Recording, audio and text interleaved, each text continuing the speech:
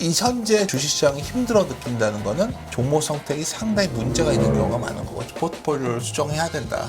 지금 시장이 안 좋게 보이는 사람은 어떤 선택을 하냐면 아무것도 안 오른 걸 사거나 잠깐 도망가는 매매를 할 거예요. 드디어 우리나라 수출이 돌아설 타이밍이 왔고요. 개선되기 시작하는 시기고. 만약에 시장이 제대로 된 조정이 온다면 전 내년 초가 약간은 불안해요. 왜냐하면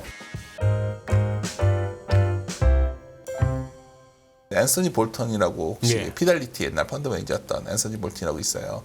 뛰어난 펀드 매니저였는데 굉장히 좋아하는 문장이에요. 그대로 번역한 거예요, 서른데. 네. 미래 가치를 보여주는 거예요.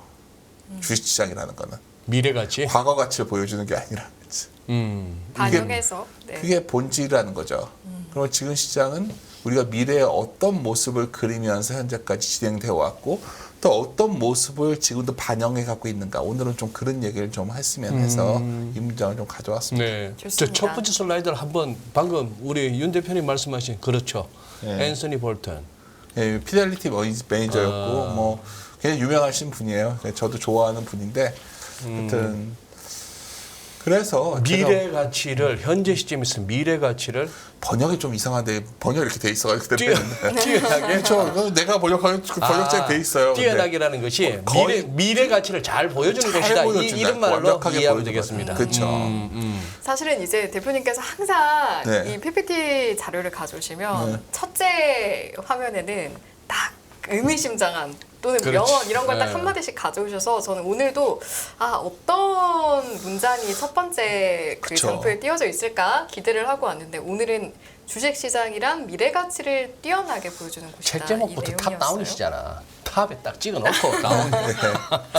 근데 저는 이래요. 요즘 들어서는 뭐 제가 어디 가서 제 개인적인 뷰를 얘기하는 거 절반, 진행이 절반이고 한데 연합인포맥스에서 작년부터 이렇게 했던 그 중에 기억나는 세 분을 꼽으라면은 우선 윤 대표님 작년 뭐 한 10월, 11월, 12월 그 무렵에도 거의 한 달 텀으로 나오셔가지고 주로 이제 PBR 그 차트를 자주 보여주시면서 이 정도에서는 파는 거 아니다 이 말씀을 자주 하셨고 그래서 이제 자꾸 이렇게 마음이 약해지는 그런 상황 하에서 이렇게 좋은 긍정적인 뷰를 제시하셨고 또 하나 우리 또 이거 시작할 전에 이렇게 요즘 광고에 나오시는 영원한 박세익 전무 대표 되셨는데도 아직도 입에는 박세익 전무가 붙어 있는데 그때 저희들 그 공개 저희 오프라인으로 공개적으로 했을 때 참 허를 찌르는 상승이 올 겁니다. 2023년에 허를 찔렸고요. 그다음 세 번째 기억나는 분은 저 DB 금융투자의 문홍철 팀장이 무지성 매수를 갖다가 작년부터 해가지고 막 외치더라고요. 저도 한번 봤어요. 제가 진짜 얼마나 이렇게 몰입해서 안 보는데. 몰입이 되셨어요? 왜냐하면 채권 애널리스트들은 굉장히 까칠하거든요. 까칠하죠. 그러니까 문홍철 장을 내가 직접 뵌 적은 없는데 내가 저처럼 채권하는 사람인데 독특하다. 독특하죠. 그렇죠. 근데 사실 무지성 얘기한 것 같지는 않았어요. 그냥 일리 있는 얘기예요. 제가 봤을 때는. 본인이 그렇게 얘기할 수 있는 여유죠. 자기가 그걸 하면서 무지성이라고. 근데 사실 그게 어떤 의미냐면 오늘도 주제로 가져온 게 미래라는 부분이었거든요. 미래. 이 시장이 좀 어떻게 작동되었는지부터 좀 볼게요. 네, 좋습니다. 그러니까 이제 많은 분들이 저도 이제 가끔 방송에 옛날처럼 자주는 안 나가지만 나가면 그러니까 요즘은 어디 나가면 하나에 막 4개씩 5개씩 쪼개서 올려서 그렇지 한두 번 나가는 거잖아요. 근데 막 유튜브가 5개씩 다 올라가더라고요. 그러니까 제가 이거 뭐지 하는데 여하튼 제가 최근에 가면 항상 강조하는 게 어느 업종이 좋아 보이십니까? 이게 상당히 우리에게 여러 가지 착시를 가져올 수 있다는 거예요. 음식료 업종을 예를 들자고요. 이게 농심과 CJ를 제일 강해요. 위에는 농심? 그렇죠. 밑에는? 농심은 이유가 있어요. 그러니까 왜 이런 종목을 보여드리냐면 처음에 이제 뒤에 여러 매크로 얘기도 하겠지만 이 시장의 본질은 저쪽에 좋아지는 게 더 좋아지는 걸 사야거나 안 좋았다도 좋아지는 걸 사야지. 그렇죠. 아직 좋아질 기미가 없는 거는 접근하면 안 되는 시장이라는 걸 보여주는 거예요. 그럼 농심은 어떤 스타일이 좋아지는 거냐? 중국에서 나와서 작년에 미국에서 막 투자를 했는데 미국에서 이 물건들을 많이 쓰는 경우죠. 농심의 라면도 그랬고 네. 네. 또 하나는 예를 들어서 팜유라던가 이 라면을 구성하는 원재료 가격들이 내려왔는데 예. 판매가는 올려놓은 채로 그대로 있는 거죠. 그래서 최근에 이거 가격 낮추라고 막 암정을 했잖아요. 오늘 낮췄죠. 그렇죠. 예. 그래도 주가 잘 안 빠질 거예요. 왜냐하면 오늘 라면값 낮췄는데 4%를 났네요. 왜냐하면 그거 계속 얘기했었으니까. 그래도 많이 남아요. 그러니까 이걸 보면서 지금 주식을 이쪽에 갖고 있는 사람들은 끝없이 고통을 받는 거고 철저하게 같은 업종 내에서도 이런 특징들이 있다는 거죠. 두 번째 종목인데 네. FNF라는 종목이 있어요. 사실 의류업종은 정말 같이 움직이거든요. 이렇게 원래. 예, 붙어 다니다가 왼쪽에. 그렇죠. 근데 FNF 하면 사실 그 중국 관련 소비주로서 아주 우리가 탑픽으로 잡는 종목이었어요. 그래서 포트폴리오를 보면 많은 운용사들의 포트폴리오를 보면 FNF는 의류업종 하면 FNF를 편입하는 거였어요. 일단 담아야 된다. 그렇죠. 어느 날부터 FNF는 밸류가 비싸다라는 얘기도 나오고 중국의 지금도 잘하고 있지만 중국의 미래에 대한 미래 가치라고 했잖아요. 아하, 미래 예, 가치에 대해서 예. 불안해하는 거예요. 아까 맨 처음 앤서니 볼튼 얘기를 꺼냈던 네. 일이에요. 반면에 의류업종을 뭔가 사야는 겠어요, 사람들이. 그러면 이제 뭘 사는 거냐면 저기 다른 곳에 중국 외의 지역에 생산 기지를 갖고 있고 그리고 그런 선진국이나 이런 쪽에 ODM 수출을 많이 하고 있는 영업무역을 보는 거죠. 가능한 얘기 아닐까요? 뭐 소설이라기보다 상당히 그런 의미 있는 변화가 있잖아요. 그것도 의류업종을 사냐 파냐보다 훨씬 중요한 거는 이쪽으로 움직였던 거죠. 예. 그러니까 좋아지는 건데 좋아진 형태를 여기 또 얘기 말씀드린 거예요. 세 번째는 정말 말끝마다 맨날 나오는 중국 리오프닝 얘기예요. 저도 이렇게 빠질 줄 몰랐어요. 대표적 신세계 같은 종목은 이렇게 빠졌으면 좀 올라서지 않을까 했는데도 정말 네. 끝없이 추락을 네. 하더라고요. 저도 그냥 미스했던 것 중에 하나인데 사람들이 말할 때 뭐 중국 리오프닝 주식들 정말 희망이 없는데 문제는 화장품 같은 경우에도 중국이 뭐 이제 리오프닝하고 뭐 어쩌고 얘기해도 전혀 매가리가 없는데 파마 리서치 같은 회사는 엄청 올라가죠. 이게 화장품과 미용 의료 기기잖아요. 그러니까 사람들이 어느 쪽으로 돈을 쓰고 있냐가 나왔잖아요. 지금 네. 뭐 이승희 아나운서도 많이 가실 것 같은데 요즘 제일 잘 되는 게 피부과라고 하더라고요. 예. 피부과 잘 안 가시나 본데. 저는 그러니까- 집안에 미용기기로 하는 걸 더 좋아해서. 그랬더니 네, 미용기기 피부과보다. 쪽. 네. 그러니까 미래가 성장되는 곳이 이쪽이라는 거죠. 그리고 화장품은 굉장히 이미 성숙 단계를 넘어선 산업이고. 제가 굳이 시작 전에 오늘 이 얘기를 말씀드린 건 뭐냐면 시장이 막 특정 업종 이런 시장이 아니라 기본적으로 이미 시장은 어느 정도 포트폴리오를 짜서 이길 수 있는 시장이라는 거죠. 그러니까 여기 이 현재 내가 왜 이렇게 주식시장이 힘들어 느낀다는 거는 종목 선택이 상당히 문제가 있는 경우가 많은 거고 지금 시장은. 아하. 자꾸 여기서 우리가 본질적인 게 지금 시장이 뭐 자꾸 안 좋게 보이는 사람은 자꾸 도망가는 매매를 할 거예요. 그래서 자꾸 어떤 선택을 하냐면 그래 아무것도 안 오른 걸 사거나 뭐 이런 선택을 하게 되죠. 근데 사실은 시장은 다시 말씀드리지만은 좋아지고 있고 이미 더 좋아질 거에 갖고 있다면 뭐 그걸 가져가거나 아니면 이제 좋아질 거를 사거나 왜 그래야 되는지 한번 오늘 좀 말씀을 드리려고 해요. 지금 뭐 슬라이드 3개 보여주셨습니다만 네. 초반부터 이렇게 서두에서부터 이렇게 강한 인사이트를 주시네요. 그러니 될 놈을 잡아야 되는 거예요. 그렇죠. 이게 뭐냐면 올해 2022년 1월서부터의 주요 업종의 시총 변화인데 방산 보십시오. 방산. 뭐 예를 들어서 뭐 K2도 뭐 별로다 했지만 결국 롯데 같은 것도 많이 올랐고 자동차도 여전히 견고해요. 수주 자동차 많이 올랐다고 자꾸 얘기하지만 뭐 자동차가 이제 요즘 최근에는 완성차보다는 부품주로 가는 거죠. 네. 현대차보다 모비스를 가고 뭐 이런 경향이 나오는 거고 예. 뭐 2차 전지 다들 얘기 많이 하시고 여기 굉장히 독특한 조선이 있어요. 조선은 엄청난 수주 모멘텀이 나오고 있어요. 조선은. 그렇죠. 네. 그리고 뭐 엔터도 있고 뭐 근데 반도체 전기전자도 뭐 삼성전자 뭐 이런 게 됐겠죠. 꾸준히 삐질삐질 올라오고 있어요. 그러니까 안 좋아진 게 좋아지고 있거나 좋아지고 있는 게 더 좋아지거나 이쪽으로 집중이 도와지거나 터널한다거나 이쪽에 집중해야 되는 장세인 거예요. 근데 네. 여기서 자꾸 이제 여기서 이런 질문이 적절치 않다는 거죠. 아 이제 2,650 갔다가 2,550이 바닥이었는데 다시 올라가면 2,700인 건 2,800 이게 중요한 장이 아니라는 거죠. 그러니까 우리가 주식을 지금 투자를 해도 되는 시장이냐에 대한 질문이 먼저 돼야 되는데 네. 투자를 해도 되는 시장인데 지수는 여기서부터 올라봤자 한 지금 올해 말까지 놓고 본다면 뭐 한 200포인트 내외 아닐까요? 좋으면? 그럼 어떤 분은 200포인트 먹을 게 뭐가 있어야겠지만 이런 시장이라면 완전히 주가는 딴 세상을 가고 있고 그 200포인트 내에서 또 가는 쪽은 그럼요. 훅 가는 와중에 그걸 갖다 200포인트밖에 못 가게 하는 거는 또 빠지는 섹터와 종목이 있으니까. 정확히 대표님 말씀하셨어요. 그게 지금 몇 개월째 반복되고 있는데 사람들은 자꾸 그것만 보고 있는 거죠. 그럼 왜 이런 시장의 형태가 나오는지부터 우리가 네. 한번 제가 질문을 던지면서 시작을 예, 해보려고 합니다. 예. 첫 번째는 이제 여기서 이제 이런 질문이 오늘은 필요한 것 같아요. 조정이 굉장히 깊어지면 어떡하지? 여기서 확 한번 무너지는 거 아니야? 근데 이제 아시겠지만 지금까지 리세션 프라이싱을 해서 금리가 막 전망치들이 내려오다가 최근에는 약간 좀 바뀌는 것 같아요.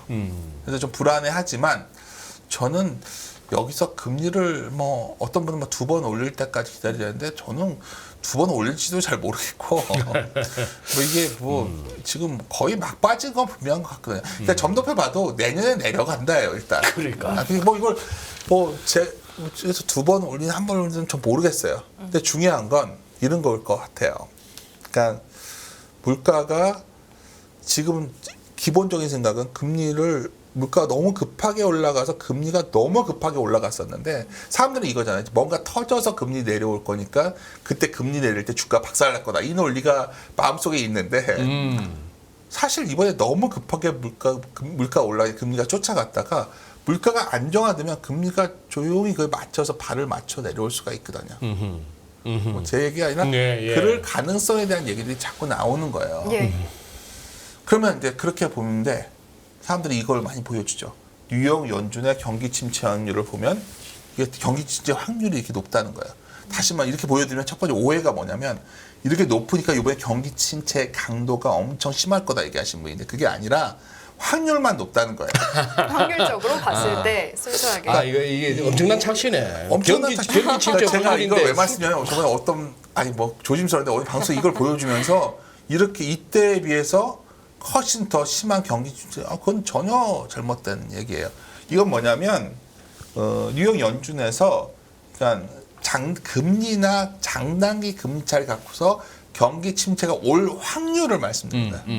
그러면 당연히 이건 무엇을 얘기하는 거냐면 장단기 금리 차 역전이 이렇게 심하다는 걸 얘기해요. 예. 어마어마하죠 지금. 예. 그러니까 이게 사실 장단기 금리 차 역전 나오면 이거 뭐 결국은 경기 침체 리세션이 왔다. 뭐 틀린 말은 아닌데 뭐 제가 지금까지야 다르다 말하면 다들 안 좋게들 얘기하시지만 이게 참 헷갈리는 상황이라는 거예요. 저만 헷갈려하는 게 전 세계에서 다 헷갈려요 이 상황은 지금. 대표님 그렇지 않나요 지금? 벌써 한 1년이 다 돼가는데 장단기 금리 역전 나옵니다. 이거 정말 한번 반문해 보자는 거예요. 막 지금 이상한데 서로 지금 뭔가 발을 못 빼고 있는 상황인데 그럼 보여주는 그림이 다 이거죠. 옛날에 금리가 이제 올리다가 동결한 뒤에 내리는 순간 주가가 박살났다. 사실 여러 비관론자들이 이 얘기를 했는데 이게 저는 계속 반문을 던졌던 게 뭐냐면 이 당시에 왜 금리를 내리면서 박살났냐면 사고가 터져서 내린 거예요. 뭐 IT 버블이 터지거나 금융위기가 터지거나 코로나 위기가 왔거나. 그러니까 이 사람들이 이제 이거죠. 고시면 망할 거야. 이게 금융기관이 망하거나 사업용 부동산이 망하거나 우리나라 가계부채가 망하거나 부채로 망한다 얘기가 나와야 이걸 금리를 내리면서 주가가 박살난다 이걸 얘기하고 싶은 거겠죠. 가능성도 있죠. 저도 뭔데 저는 어떤 반문을 드리는 거냐면 이번이 과거와 굉장히 다른 모습인 게 뭐냐면 고용시장이에요.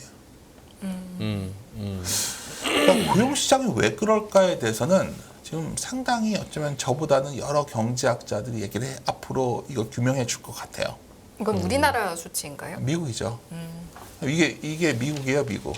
미국? 미국의 네. 기준금리를 보시면 항상 실업률이 이렇게 올라가고 실업률 뭐 올라갈 거라고 4% 중반 얘기하고 막 이런 사람들이 있는데 서울은 다 쉽지 않다 생각하고 있거든요 지금. 실업률이 미국에 그 정도 올라가는 거 쉽지 않다 생각들 하고 있다. 네. 그렇게 되려면 미국의 일자리가 막 없어져야 돼. 한번 생각을 해보자는 거죠. 저 미국에 공장이랑 공장은 미국에 다 짓고 있어요 지금. 그렇잖아요. 예. 예. 거기다가 지금 서비스업 인구를 낮추기 위해서 지금 불법 이민자들이 들어와야 하던 상황이에요 미국은. 그러니까 미국이 지금 뭐 여러 가지 뭐 저축 때문이다 온갖 얘기를 하고 있지만 여하튼 미국의 소비는 매우 견고한 편이고 뭐 이게 이제 많은 분들은 이제 여러 가지 세밀하게 보면서 이게 고용이 결국은 망가질 것이다 얘기를 하고 있지만 과거와 다르게 이제 뭐 이렇게 올라갈 거다 다들 얘기를 하고 있죠. 근데 저는 이번에 미국의 실업률이 과하게 올라가지 않을 거라고 생각을 하고 있어요. 그러니까 쉽게 말해서 아까 이 경기 침체 확률이 혹시나 경기 침체가 오는데 경기 하강 정도의 아주 약한 오긴 와도 원래 MBR에서 아직 경기 침체 정의가 2분기 연속 마이너스 뭐 이런 얘기를 하는데 지나고 나서 아 그때가 경기가 안 좋았나 보다 이 정도 톤으로 해줄 확률이 높다 이번에는. 그렇게 보는 이유 중에 하나가 이게 참 웃긴 게 원래 금융기관들이 굉장히 대출 태도가 경직적으로 가면서 결국 이게 유동성이 확 줄어야 되거든요. MT 증가율이요. 이미 MT 증가율이 여기까지 내려와 있다니까요. M2 증가율은 훅 떨어져 있네요. 좀 그러니까 여기서 연한 색깔. 이게 이렇게 내려갈 거로 말하면 이게 내려오면서 이게 계속 내려갈 거라고 말을 해야 이게 안 좋아지는 건데 제가 봤을 때 이게 돌고 있거든요 이미. 뭐가요? 전환되고 있단 돌고 있다는 말씀이세요? 거예요. M2 증가, 네, M2 바닥을 증가율이 글로벌하게 보면. 그러니까 이게 대출 태도가 경직적이어서 이게 내려오는 게 아니라 이미 뭔가 많이, 그러니까 사실 이럴 수도 있고 이번에 미국의 여러 가지 은행 이슈가 나오면서 네. 돈을 풀고 있는 거 아니냐 생각도 들고. 그러니까요. 네, 지금 뭐 이거 여러 가지 데이터를 봐야 돼요. 지금 자꾸 이거 뭐 과거 데이터 아까 금리 요 그림 하나 그려놓고서 말하기에는 예. 상황이 완전히 많이 다른 것 같다는 거죠 지금. 그러니까 그렇지 않고는 지역 은행들이 더 많이 망해야 되지 않을까요 당장? 저도 굉장히 의심하고 있습니다. 객관적인 데이터가 확인이 우리 수준이 안 돌아서 그렇지. 이거 지금 전 글로벌리 네. 돈이 많아야 가능한 시장 흐름이에요. 그렇게 돌고 있다는 거죠. 그리고 제가 아까 말씀드렸지만 이미 물가란 만큼 미국의 금리 내려와서 사실 여기서 금리가 확 내려갈 것 같지는 않아요. 근데 물가가 이 정도만 유지돼줘도 자 이게 참 묘한 상황인데 물가는 어느 정도 유지되는데 그럼 뭔가 투자를 해야 되는 거거든요. 그렇지 않을까요 지금? 예. 뭘 사야 될 거 아니에요. 지금 인플레는 어느 정도 과거에 비해서 이거 인플레 작겠다 하는데 예. 과거보다는 약간 높은 수준의 인플레가 유지되는 거 아니냐는 생각도 갖고 있거든요 저는. 이건 마바라틱한 얘기를 말씀드린 거예요. 개인적 의견으로. 예. 그러니까 이 상황이 된다면 투자를 해야겠죠. 근데 그렇게 보면 아까 뉴욕 연준 지수의 경기 침체 확률은 저렇게 높았는데 네. 동일하게 필라델피아의 경기도량 지수에서 전월 대비 하락하는 주 숫자로서 경기 침체 가능성을 탐구를 하는 게 있어요. 그러니까 어느 주가 경기 침체가 올 것 같냐 그걸 보는 거죠. 이게 2022년 8월에 23개 주가 경기 침체가 온다였거든요. 지금 0개예요. 0개. 저 Y축이 그쵸. 그러니까 금융위기 때 되면 이게 이렇게 높아요 원래 50개 주가 다 가까이 오는데 23개 주 갔다가 이렇게 올라갈 줄 알았거든. 그때 막 어떤 사람들이 막 이게 이렇게 올라갈 거다. 코로나 때는 50을 찍었군요. 그렇죠. 피해갈 주가 없네. 이때만 해도 아 이게 올라가고 있다는데 0이에요 0. 0. 그러니까 뉴욕 연준 지수로 보면 깜놀인데. 사실 이거와 절대적으로 경기제 강도가 세다는 얘기가 아니라 확률이 이렇게 거의 높다. 침체는 온다. 오는데 되게 약하게 올 것 같다는 생각도 들고 그러니까 이게 장단기 금리와 금리 갖고 만든 거니까 네. 우리가 뭐 까보자는 거지 데이터를. 그리고 이거는 그거 갖고 만든 거고 이거는 경기 동행지수 갖고 만들었는데 이거는 0이라는 거죠. 그러니까 정리를 좀 네. 해보자면 뉴욕 연준의 경기 침체 확률은 그 경기 침체가 어느 강도로 올 것이냐와 관계없이 그냥 침체가 일어날 것이냐 날 거다. 아니냐 그거 네. 자체만 보는 건데 일어날 거다에 가까운 그런 상당히 수치를 금리차 보이고 역전이 있는 거고. 강화되고 있으니까 네, 심화되고 그리고 있으니까. 필라델피아 경기 지수를 이용한 거는 몇 개 주에서 이런 상황이 벌어질 것이냐니까 경기의 가능성이 있냐 몇 개 주에. 강도에 조금 치중하는 그런 하여튼 그렇죠. 수치일 수 있다. 그러니까 네. 아까와 연결해서 생각해 보면 혹시 장당임차 이런 걸로 봤을 때는 리세션이 뭐 오는데 경기 하강 정도 아닐까.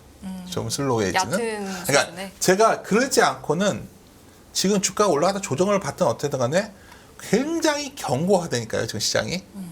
네, 그거는 느끼죠. 그쵸. 예. 그래서 가만히 보면 글로벌 유동성 중거리 마이너스에서 이미 작년 10월에 돌아섰어요.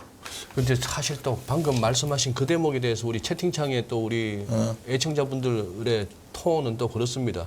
지수만 보면 견고한데 지금 지옥을 경험하는 분들도 많다고. 그래서 그것도 아까 처음에 종목부터 보여드린 건데 뒤에 왜 그런지 설명드릴게요. 그러니까. 그게 왜 아. 그러니까 지금 시장이 어려운 게 뭐냐면 지수는 굉장히 좀 삐질삐질한데 되게 심할 수밖에 없는 이유를 말씀드려요. 왜냐면 예를 들어서 이런 거예요. 지금 이거는 글로벌 유동성이라는 거예요. 그러니까 각국의 M2 증가율에 합산한 거예요. 블룸버그에 있는 데이터인데 여기 전에 여기 와서도 몇 번 보여드렸어요. 사실 작년 10월에 11월에 저기 와서 좋다고 말할 때 이 그림 방송 보시면 이 그림 보여드려서 바닥쳤다.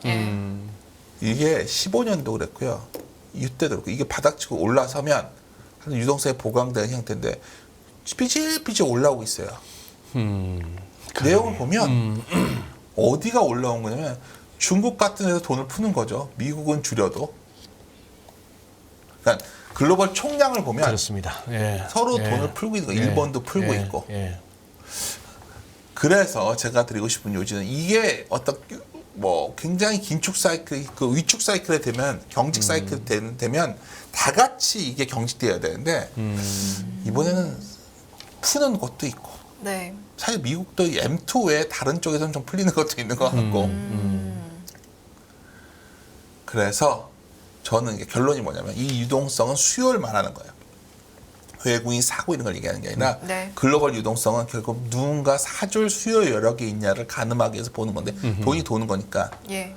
우리나라 수출이 돌아설 타이밍이 왔고요.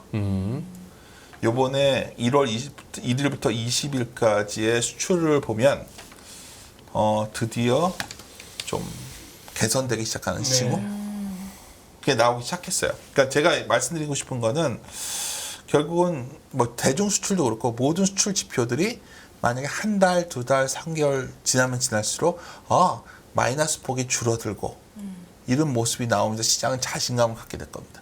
그러니까 지금부터 올 여름에 뭐 지수가 날아간다 이건 제가 모르겠어요. 근데 지금까지 시장은 어쩌면 EPS에 대한 기대값 없이 올라왔는데 이제부터는 이익이 좋아진 거 가능성에 대한 베팅. 그러니까 우리나라 수출이라는 게 매출액이거든요. 아까 말씀하신 미래에 대한 부분인가요? 그렇죠. 그게 반영되고 있는 거고 이게 여기서 돌아서 올라가니까 요게 관련된 것만 되는 거예요. 일단은 내수가 아닌 수출업종이 되다 보니까 아까 어느 시장의 수출이 잘 되냐를 보면 아까 우리가 FNF랑 영업무역 보여드렸지만 되는 쪽이 좀 제한적이라는 거지 지금. 그래서 이제 뭐 이렇게 말씀드리고 싶은 거는 결국 수출이 돌아선다는 건 한국 증시에서 네. 아래보다는 위로 봐야 되는 이유고 이렇게 되면 종목 선택은 굉장히 다양해질 수밖에 없어요. 그럼 다음 그림을 볼게요. 두 번째 그림은 뭐냐면 지금 1,300원 다시 올라왔지만 순간적으로 한 1,270원 갔었거든요. 원달러 환율이. 그랬죠. 이것도 계속 보여드린 그림이에요. 달러 환산으로 코스피를 보면 작년 10월이 저점이었어요. 환율이 1,440원일 때. 근데 이게 여기서 주식이 다시 무너져서 내려갈 확률보다는 원화가 좀 더 강해질 확률이 전 매우 높다 보고 있어요. 요거는 달러 환산 코스피. 그렇죠. 그러니까 달러가 원화가 강해지면 이게 좀 올라가겠죠. 근데 왜 그렇게 생각을 하냐면 아까 수출과 연동돼서 생각하시면 돼요. 한국의 원화는 그냥 글로벌 경기와 같이 갑니다. 왜 그럴까요? 한국은 수출을 해야 먹고 사는 나라기 때문에 또 한국의 산업 포트폴리오가 그럼요. 예. 그래서 제가 정한 게 아니라 외국에서 보면 글로벌 경기에 또 프락시 지표로서 한국의 코스피를 봐요. 예, 그렇군요. 네, 대표님 맞잖아요. 어떻게 보면은 뉴욕에서도 아침에 눈 뜨면은 예. 니케이보다도 코스피 볼 것 같아요. 아시아장에서 어떻게 됐지? 밤 사이에. 그래서 요 그림이 웃긴 그림이 뭐냐면 이게 OECD 글로벌 경기 선행 지수인데 경기 선행 지수가 돌면 원화는 강해지고요. 그렇죠. 이거 굉장히 제가 강조하는 그림인데 상관관계 높죠. 매우 높죠. 네. 우리가 자꾸 금리차 같은 거 갖고 원화 환율을 설명하려고들 시도를 해요. 근데 제가 내린 결론은 물론 그게 여러 가지 그것도 근거가 있는 얘기지만 사실 글로벌 경기 돌아왔으면 원화가 강해지고 아까 이랬을 때 이게 올라와요. 원화가 강해지면서. 잠깐만 대표님. 좀 전에 그 슬라이드. 네. 그러니 저게 작년 10월에 이제 바닥 찍고 지금 이제 돌아서는 끝 부분에 마지막 바닥이 작년 10월인데 지금 저기 우리 코스피 그냥 코스피보다 네. 저때 더 아팠던 거예요. 달러 환산으로는. 그렇죠. 예. 달러 환산으로는 거의 뭐 초죽음이었어요. 그러니까 우리나라 증시는 그래서 그 전환되는 시점에 외국인이 많이 사고요. 워낙 강해지면서 그때 많이 사요. 근데 문제는 뭐냐면 그래서 전 세계에서 OECD 선행지수가 이렇게 돌았을 때 한국이 100 이전에 제일 가파르게 올랐다가 어느 글로벌 경기가 안정화되면 한국은 잘 안 움직여요. 그러니까 코로나 직후에 한국 증시가 전 세계에서 카수시 제일 높고요. 금위기 직후에도 가장 높아요. 그러니까 처음에 모멘텀이 되게 강한 증시예요. 그때 쫙 올려놓고 전 세계 경기가 좋아졌을 때부터는 의외로 상대적으로 부진한 편이에요. 그러니까 지금도 거의 비슷하게 가고 있는 거예요. 이때마다 돌아설 때마다 주도주는 바뀌죠. 그때 주가 되는 수출 산업 쪽으로 가는데 다음 그림 보면 이제 이 그림이 보여드리죠. 우리나라 OECD 선행지수와 코스피를 놓고 그리면 이거 제가 자주 보여드리는데 뭐냐면 많은 분들이 경기가 좋아졌을 때 한국 주식 사면 되게 위험한 게 뭐냐 한 100일 근처 와 있을 때 주식을 사면 이때도 꺾였을 때 항상 주식이 상투에 가깝고요. 그러니까 결론적으로 지금 경기가 선행지수가 안 좋다 그러는데 요건 너무 깊지만 이건 큰 위기였잖아요. 이거는 금융위기고 모든 금융기관이 파산할지 모른다는 공포였고 코로나 때 누가 죽을지 모른다는 공포. 이걸 빼고 나면 한 99 요 정도만 왔을 때 사도 요 정도 왔을 때 줄이고 이런 수단적으로 돌아가는 구조가 반복되었다는 거예요. 요새 뭐 방송 하는 데마다 이 말씀을 드리는데 제가 뭐 전에 그 책에서도 이거 강조를 드리면 많은 분들이 이렇게 뭐 한국 주식이 단순하냐고 물어보는데 제가 항상 말씀드려요. 여기서 종목 잘 골라서 하자는 거예요. 이럴 때는. 그러니까 이게 참 미국 증시와 다른 부분이에요. 미국 증시는 약간 구조적인 그 흐름이 좀 강한 편인데 한국 증시는 결국은 기본적으로 바이 더 딥 전략이 잘 맞을 수밖에 없는 게 글로벌 경기가 안 좋아져서 뭔가 딥한 상황이 왔을 때 주식을 사면 승률이 매우 높아지거든요. 그러니까 제가 뭐 짧은 주식시장 경험이지만 어깨에 들어와서 내린 결론입니다. 한국 증시의 특징. 체감을 하신 거군요. 아니 왜냐하면 여러 가지 미스를 해봤으니까. 그러니까 이렇게 전통적인 그 뭐 다른 방식을 접해 보면 기회가 아니었을 확률이 높았고 이번에도 아까 대표님이 저한테 사장님 말씀하셨지만 작년에 그래도 가을에 그 얘기를 어떻게 했냐고 물어봤죠. 이것 때문에 그때도 동일한 그림 갖고 얘기했던 거예요. 그러면 결국 재밌는 거는 전 세계 대비 OECD 선행지수의 이걸 흐름을 보면 이게 이렇게 돌았을 때 한국이 전 세계 대비 한국 지수의 PBR이 돌아서 올라온다는 거예요. 그러니까 지금 같은 데이터 계속 보여드리면서 제가 지금 왜 지금 한국 증시가 여러 가지 상황이 안 좋다고 하는데 삐질삐질 올라오지를 보여드리는 거예요. 삐질. 그렇죠. 왜냐하면 이게 바닥에서 턴어라운드하고 이게 높이가 이렇게 올라갈지는 잘 모르겠지만 이게 돌아섰다는 거예요 지금. 예. 그리고 여기서 요 정도 와 있으면 겁을 내겠지만 요 밑에서 이제 돌아서는데 뭘 겁을 내냐는 거예요 제 말은. 그래서 항상 제가 PBR 그림 보여드린 게 그때 0.9배 밑에선 사야 된다 말씀을 드렸던 거고 그러셨죠. 한 배 오면 좀 부담스러운데 한 배가 보십시오. 이번에 튀었어요. 원래 2,650이었는데 1분기 자본 총괄을 딱 넣었더니 2,734까지 올라. 이게 생각보다 많이 올라온 거예요. 한 배가. 그렇죠. 2분기 거 들어오면 거의 2,780, 2,800 갈 것 같아요. 자본 총기가 들어오니까 올라온 만큼 이렇게 조금씩 올라가면 사실 올 연말쯤 되면 한 배라는 게 뭐 대단한 의미는 아닌데 과거에도 우리나라 수출 증가율이 강하게 돌아서지 못하면 한 배를 넘어서기가 만만치 않았거든요. 근데 제가 봤을 때는 그냥 자본 총계만 들어와도 올 연말쯤에 한 2,800 이상은 충분히 볼 수 있는 상황이 왔어요. 그러면 이 상황에서 요랬을 때는 이런 상황 1.2배 이상일 때는 되게 조심해야 된다고 말씀을 드렸잖아요. 1.2배 이상일 그렇죠. 때는 1.1배, 1.2배인데 이 상황이 아니라면 뭐 여기서 이렇게 겁을 낼 필요가 있냐는 거예요. 지금 그리고- 대표님 표현에 따르면은 삐질 PBR 1배까지는 갈 수도 있겠다. 그렇죠. 지금은 뭐냐면 이게 정확히 표현했어요. 예. 이게 여기서 또 재미있는 건 사람들이 이제 왜 못 가냐? ROE가 낮으니까 못 올라간다고 얘기를 많이 하세요. ROE가 원래 PBR은 ROE 함수잖아요. 근데 ROE가 뭐냐는 거예요. 그러니까 제가 이제 항상 말씀이 ROE가 높은 종목이 좋다. 그건 교과서적인 얘기예요. 높은 종목이 좋죠. 예. 근데 경영진은 ROE를 평가받아요. 다른 회사 대비 이 회사 동종 업계에서 어느 기업이 ROE가 높냐 갖고 CEO 연임 여부도 결정나고 그래요. 근데 이 ROE가 뭐냐는 거예요. ROE가. 이 ROE가 뭐냐면 사실은 ROE는 선행 투자라면 낮아져요. 왜? 감가상각비가 올라가고 금리 부담이 늘어나니까. 예. 이익이 주니까 ROE가 낮아지죠. 예. 그랬다가 ROE가 낮았다가 올라갈 때가 제일 좋은 거예요. 주식은. 그러죠. 한국은 시클리컬 사업이 전형적으로 이렇게 나옵니다. 이것도 한국적 특징이에요. 그래서 우리나라는 실적 최고전에 주가 최고가 먼저 나오는 상황이 매우 강한 거고 잘 생각해보세요. 그럼 ROE가 지금 여기에 있어요. 이제 7%에 돌아섰어요. 잠깐만요. 어디요? ROE가 이게 짙은 파란색 선인데 짙은 파란색.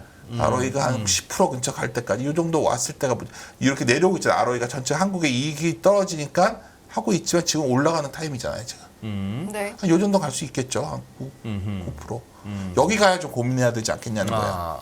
여기는 어떤 상황이 돼야 올까요? 많은 기업들이 투자에 대한 이익을 회수하면서 이익이 좋아지면서 그렇겠죠. 좀 너무 일방적으로 제가 말씀드리고 있나요? 아니에요. 그러니까 이익이 올라오면 ROE가 올라갈 거예요. 사실은 그때부터 조심해야죠.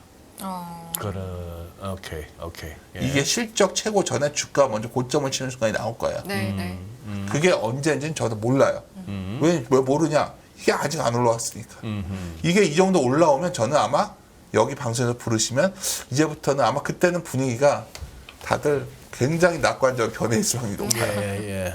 그 말씀을 드리는 거고. 그래서 ROE가 올라간다는 얘기는 다른 말로 하면 이제부터 기업이익이 올라가는 상태로 바뀌는 거고 흔히 약간 전문틱하게 얘기하면 네.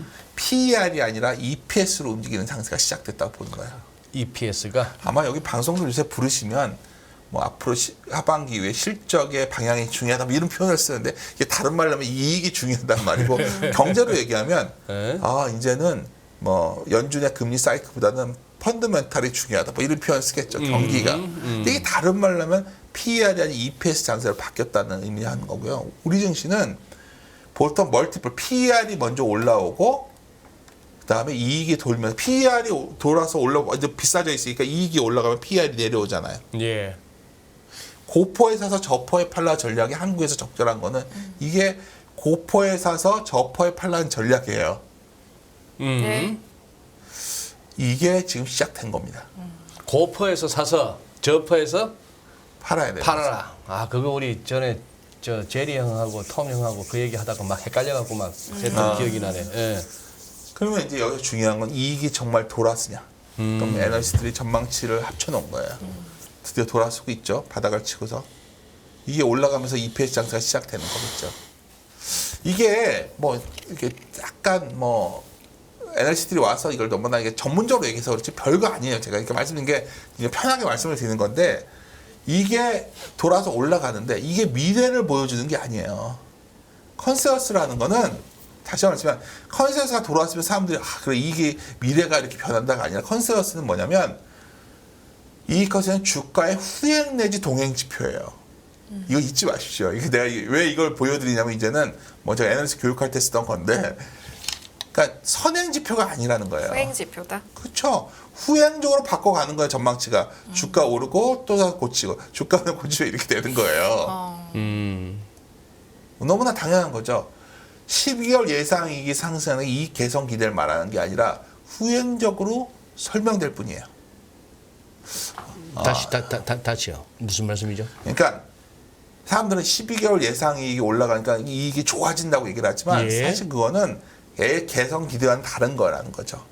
그냥 지금까지 컨센서스가 돌아섰던 거에 후행적이나 동행적으로 돌아선 거에 불과한 거예요. 이게 왜 중요하냐면 이것 해석할 때는 이 컨센서스 레벨보다 추세 변화가 훨씬 중요한 거예요. 추세 변화. 방향. 그냥 방향이 중요한 거예요. 그러니까 더 안 빠지는 방향이 갔으면 중요한 거예요. 방향 위로 가고 있으면 그게 중요한 거예요. 아하. 그리고 가정의 변화가 훨씬 중요해요. 이익이 그러니까 반도체도 보세요. 저 이익이 다 달라요. 저 추정치들이. 근데 기준은 결국 반도체가 수요가 좀 생기고 수급 불균형이 해소되고 있다는 가정들이 정립되고 있단 말이에요. 예. 전에는 수급 불균형이 해소가 안 될 거로 봤었단 말이에요. 예. 그렇잖아요. 예. 그러니까 이게 가정의 변화, 현실 변화를 가져오는 거고 더 중요한 건 가정이라 하심은 둘러싸고 있는 환경을 말씀하신 겁니다. NS가 이러한 이익의 전망치를 할 때 예. 이러한 이유로 이렇게 전망한다는 전제 가정을 조건을 말씀하시는 그쵸. 거죠? 전제 조건들이 예. 훨씬 중요해요. 알겠습니다. 더 중요한 게 있어요. 많은 분들이 이제 애널리스트들이 왜 가만히 있다 갑자기 어느 날 TP들을 확 낮추잖아요. 뭐를 낮춰요? 목표 가격을 갑자기 예, 확 낮추잖아요. 예, 그게 예. 왜 그러냐면 이익 컨셉이 변하지 않다 갑자기 추정치 하향하는 거예요. 잘 안 바꾸는 거죠. 안 좋아지는 거는. 이것도 특징적인 거라는 거예요. 최근 들어서 갑자기 뭐 바클레이즈, 모건 스탠리, 네. 심지어 골드만까지 네. 테슬라를 갖다 확 낮추더라고요. 약간 그거는 모르겠어요. 그건 제가 자세히 외국 기업이라서 모르겠는데. 그래서 사실 컨센서스는 실적 발표 전에서 엄청나게 변하는데 저는 이번에 2분기 실적 발표하고 나서 엄청나게 이게 변할 것 같아요. 2분기 실적 발표하고 나서. 네. 그러니까 이게 무슨 말이냐면 예. 다시 말씀드리지만 이거는 선행 지표가 아니다. 후행 내지 동행 지표라고 말씀을 드렸잖아요. 네.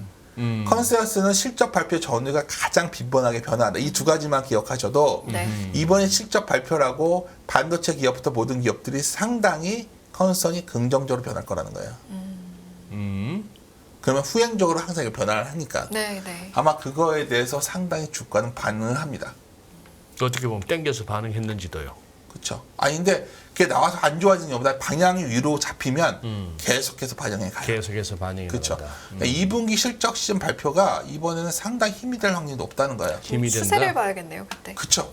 그러니까 이게 뭐 에너지 전망치가 절대적으로 뭐 이거 맞춘다 틀린다에 중요한 게 아니라 예. 이게 결국은 이 방향이 중요한 건데 그래서 최근 보면 이미 나타났어요. 이 조정 비율이 뭐냐면 네, 물 한잔 하시죠.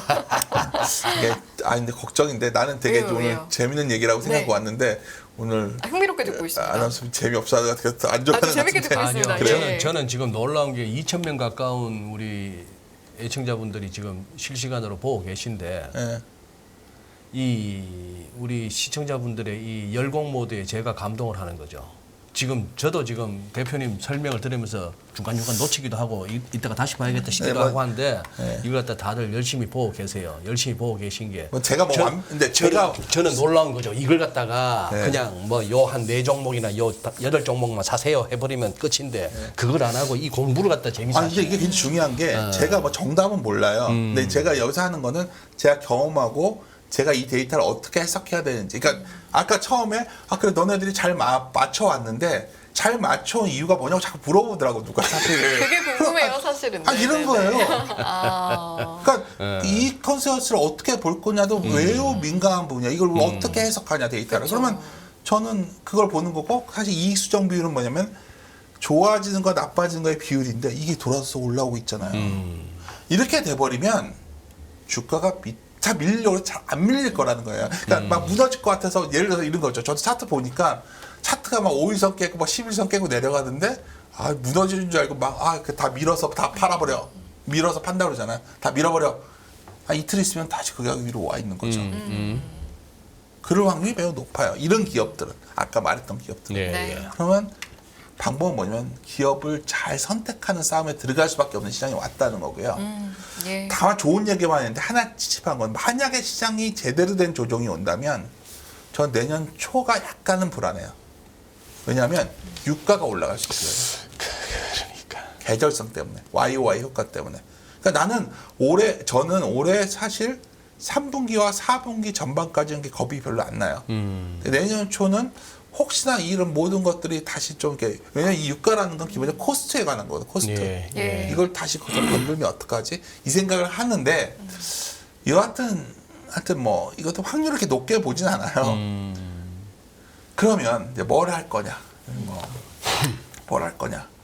사실 이 질문에 대해서 그래도 한 3개월 전부터 질문 받아서 계속 해왔던 얘기는 뭐 미국의 디커플링이 뭐 리스키 그런 용어가 중요한 게 아니라 그냥 전세가 갈라지고 시작했다는 거예요. 그건 확실해요. 갈라졌고 다시 예전으로 안 돌아갈 것 같아요. 중국과 미국은 갈라섰고 차이 아메리칸 시장 끝났는데 우리는 미국을 선택한 게 맞는 것 같아요. 지금 저 제일 밑에가 중국입니까? 밑에 납작하게 깔려 있는 게? 아니요, 저 위에 쪽이에요. 18점. 예. 예? 18.1이 있는 거는- 18.1이 중국이고 네. 저 밑에 5.8은 일본인 것 같은데요. 일본. 네. 수요 회복 비중이니까. 수요 회복 비중? 글로벌 수요 비중이에요. 수요 비중. 아, 글로벌 수요 비중. 예. 아, 예. 최근에 이렇게 올라오고 내려오고 걸 보는 건데 하여튼 미국이 상당히 최근에 글로벌 수요에서는 강력한 모습을 보이고 있는 거죠. 예. 약간 꺾이고 중국이 좀 올라올 것 같아요. 중국 좀 기대들이 있는데 중국도 뭐 좋아요 좋죠. 그럼 우리나라 품목을 보자는 거예요. 예. 그러니까 지금 보면 미국 비중이 높은 게 자동차 이런 게 좋을 수밖에 없죠. 자동차.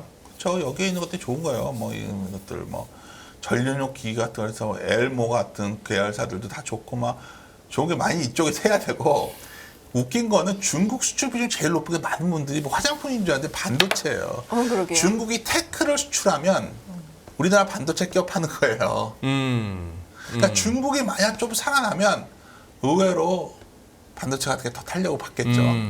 그러니까 근데 이제 뭐 항상 그래서 뭐 반도체만 보자는 게 아니고 네. 근데 중요한 거는 우리나라의 수출 품목에서 이러이러한 비율의 변화가 보이고 있는 거고 최근에 일주일 봐도 뭐 반도체 이런 쪽 실적 변화 확 나오고 있어요. 그러니까 희한하게 그냥 뭐 여러 가지 뭐 AI 때문에 여러 가지 있지만 진짜 실적 컨센서스 아까 계속 말하는 거 네. 후에 동행이나 후행적인 실적 컨센서스가 이런 식으로 변하고 있다는 거는 이쪽으로 변하고 있고 뭐 여기 보면 기계업종 이런 것들 롯데 이런 것들이 되게 좋다는 거죠 지금.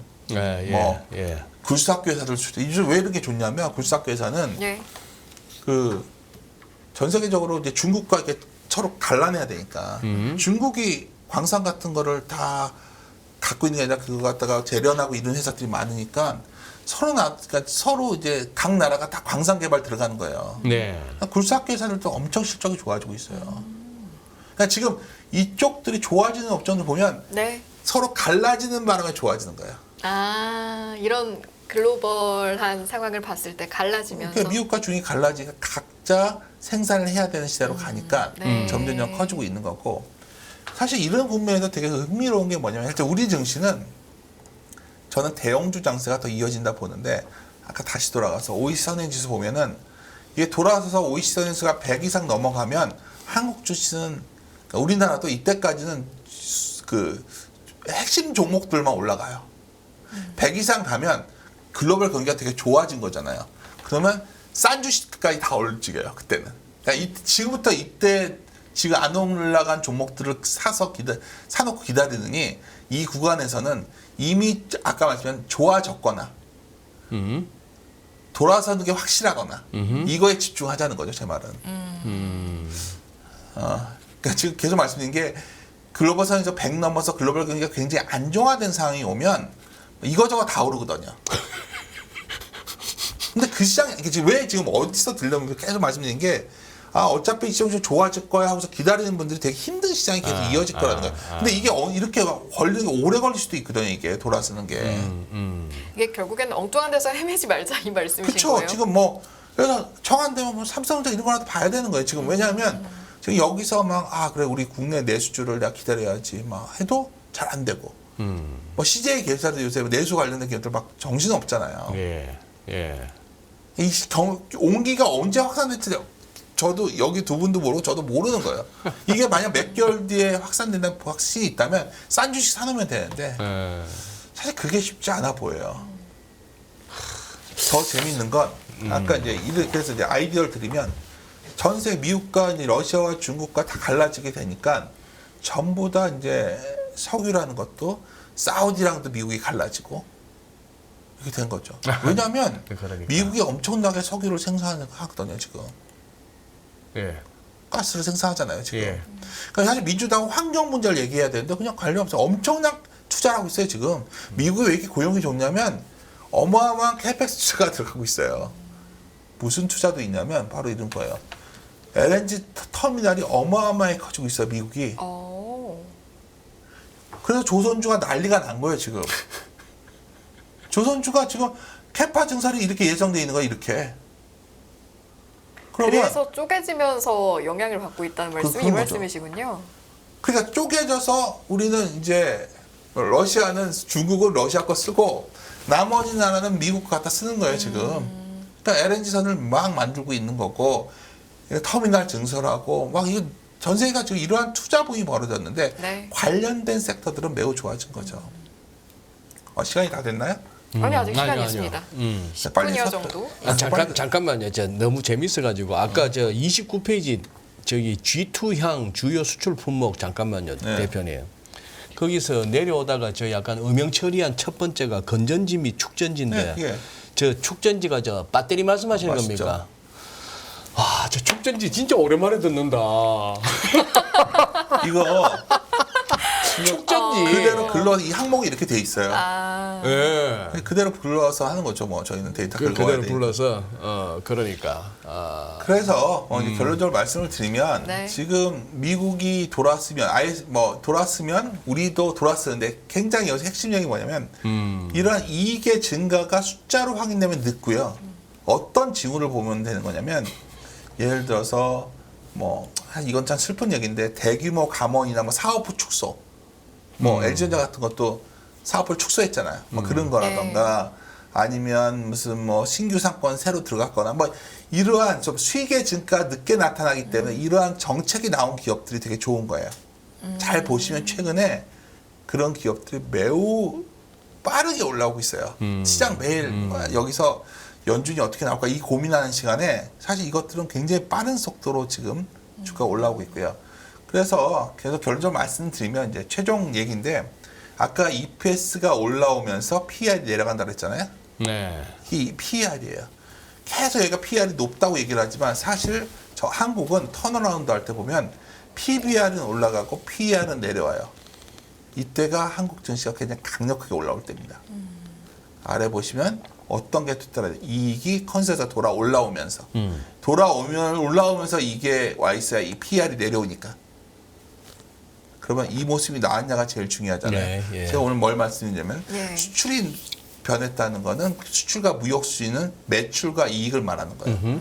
이게 하반기에 미래에 이쪽이 좋아진다는 우리가 추론이 가능한 상황이라면 당연히 이게 돌아서 올라간다고 봐야겠죠. 그럼 PER은 내려오고 PBR이 올라오는 턴어라운드 장세는 이미 시작되었고 이게 더 좁혀질 때까지 진행될 수밖에 없는 상황이라는 거죠. 근데 주식시장이 7월 달에 뭐 변동성이 있던 어떻든 간에 사실 그런 종목들은 잘 안 늘릴 거라는 거예요. 그래서 시장은 어떻게 보면 내가 무엇을 선택하냐에 따라서 네. 체감 온도가 달라진다는 것만 알고서 시장을 좀 대응해야 되지 않나 저는 판단합니다. 네, 그래요. 예. 일단 오늘 우리 저기 시청자분들께서도 이 자료실에 저희들 뭐 공개가 돼 있으니까 윤 대표님 지금 가져오신 이 그림들을 갖다가 아마 지금 설명하시는 중에 100%다 이렇게 그거는 잘 안. 댓글창 반응이 안 좋나 보네. 아니요. 댓글창 반응이 안 좋은 게 아니고 다들 재밌어 하시면서 이렇게 듣고 계세요. 몇 분은 뭐 스트레스 받으면서 굳이 여기 계실 이유가 없는 분들이 몇 분 보이시는데. 그래요? 예? 무슨 말이죠? 그게?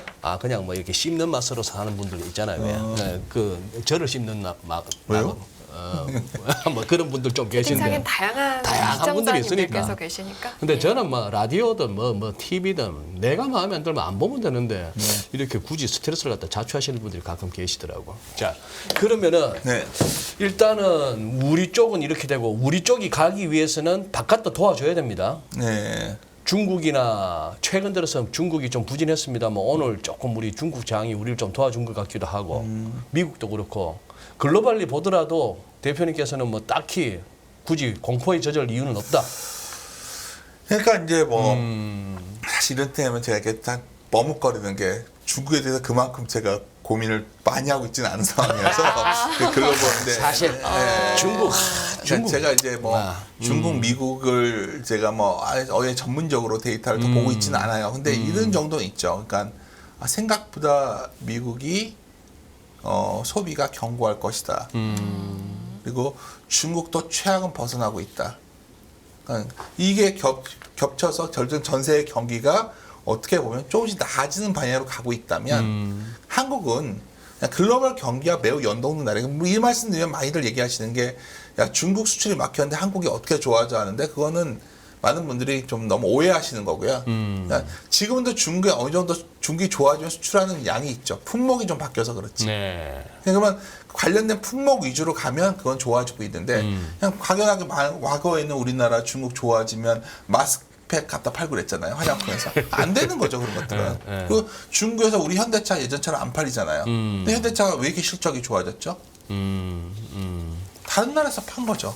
그러니까 중국 외 시장에 나가서 자리 잡은 기업들이 있어요. 예. 그게 사실 이번 시장의 주도주예요. 제가 왜냐면 아까 갈라지고 있는데 예. 이 중국에 나와서 다른 갈라진 쪽에 가서 더 대표적인 게 뭐가 있죠? K-팝이잖아요. K-팝. 그게 아마 극명한 예가 아닐까 싶네요. 알겠습니다. 저는 오늘 말씀 듣다 보니까 일단 턴어라운드 장세는 시작이 됐고 또 종목에 네. 따라서 체감하는 시장이 굉장히 다를 수 있는데 그게 오늘 제일 드리고 싶은 말씀이에요. 네, 그게 요인 것 같아요. 근데 네. 만약에 내가 체감하는 시장이 너무 차갑다, 살기가 힘들다라고 하면 전략적인 면에서 내 포트폴리오를 한번 체크해 볼 필요는 있겠네요. 고민되는 게 이제 네. 그걸 마냥 놓고서 기다리는 것도 방법인데 어떻게 할까요? 저 같은 스타일은 네. 좀 포트폴리오를 수정해야 된다. 근데 너무 늦지 리밸런싱 않게. 해야 된다는 생각이 강하죠. 네. 근데 뭐 이거 갖다가 뭐 내년에 확 좋아진다까지 보고서 들고 가는 방법도 있는데 세상 미래는 알 수 없잖아요. 그쵸. 하여튼 지금 제가 오늘 굳이 가져온 얘기는 지금 미래의 어떤 부분을 시장이 반영하고 있는지를 말씀드린 네. 거고 네. 가장 핵심은 이 컨센서스의 흐름이에요.